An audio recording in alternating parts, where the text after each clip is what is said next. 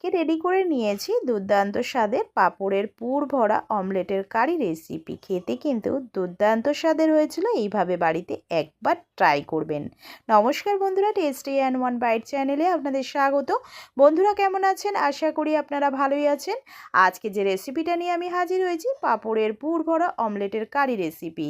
যে সকল বন্ধুরা ভিডিওটাকে দেখছেন তাদেরকে অনুরোধ রইল পুরো ভিডিওটা দেখার জন্য।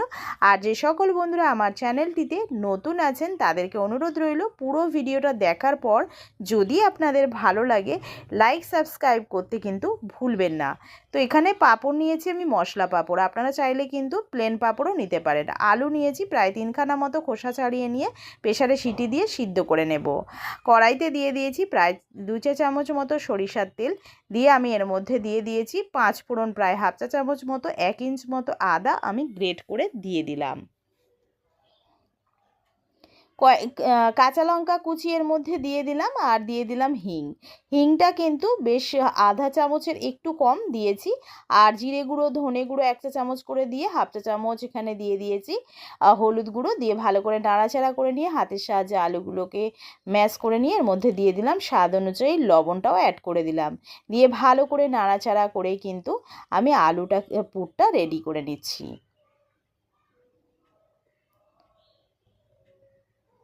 আলুর পুরটা রেডি হয়ে এলে প্রায় আমি দিয়ে দিলাম আরও অল্প পরিমাণে সরিষার তেল।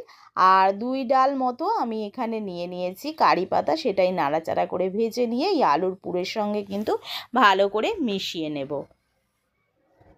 এই কারি পাতাটা দিলে কিন্তু খেতে খুবই সুস্বাদু হয়। অতি অবশ্যই কারি পাতাটা দেওয়ার চেষ্টা করবেন, তাহলে কিন্তু ভালো লাগবে। আর এখানে আমি একটা বোলের মধ্যে অল্প লবণ আর অল্প বেসন দিয়ে ফেটিয়ে রাখবো, এটা আমার আঠার কাজ করবে। তো এখানে আমি পাঁপড়গুলোকে জলের মধ্যে ডুবিয়ে নিচ্ছি। ডুবিয়ে নিয়ে জলটাকে ঝাড়িয়ে নিয়ে আমি কিন্তু এক সাইড করে রেখে দিচ্ছি।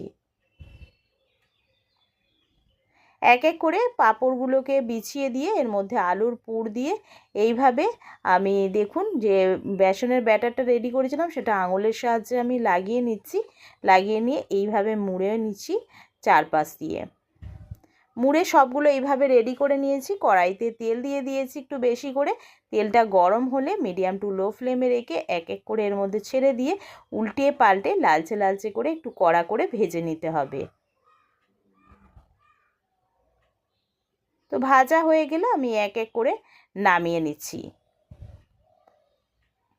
ওই তেলের মধ্যেই 2টো শুকনো লঙ্কা, হাফ চা চামচ মতো গোটা জিরে দিয়ে নাড়াচাড়া করে নিয়ে একটা তেজপাতা দিয়ে আবারও নাড়াচাড়া করে নিয়ে একটা মিডিয়াম সাইজের পেঁয়াজ কুচো করে রেখেছিলাম সেটা দিয়ে দিলাম।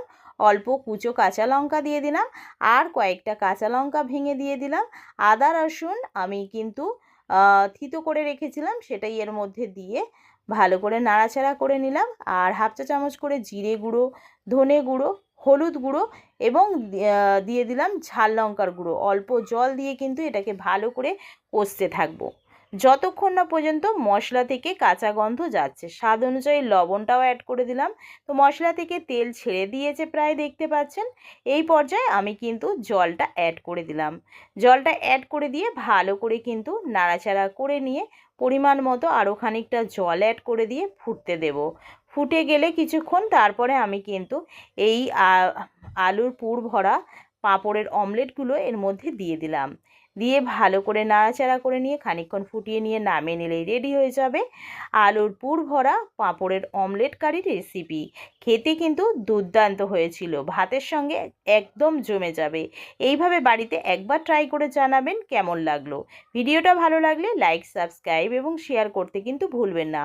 কমেন্ট করে জানাবেন রেসিপিটা কেমন লাগলো। ভিডিওটাকে বেশি বেশি করে শেয়ার করে দেবেন, আর তার সঙ্গে বেল আইকনটা প্রেস করে দেবেন। বেল আইকনটা প্রেস করলে সবার আগে নোটিফিকেশন আপনাদের কাছে পৌঁছে যাবে আমি যে নিত্যদিন ভিডিওগুলো ছেড়ে থাকি। আমি আবারও একটা নতুন রেসিপি নিয়ে হাজির হব। ততক্ষণ আপনারা সুস্থ থাকবেন, ভালো থাকবেন। আজকের মতো এইটুখানি। ধন্যবাদ বন্ধুরা।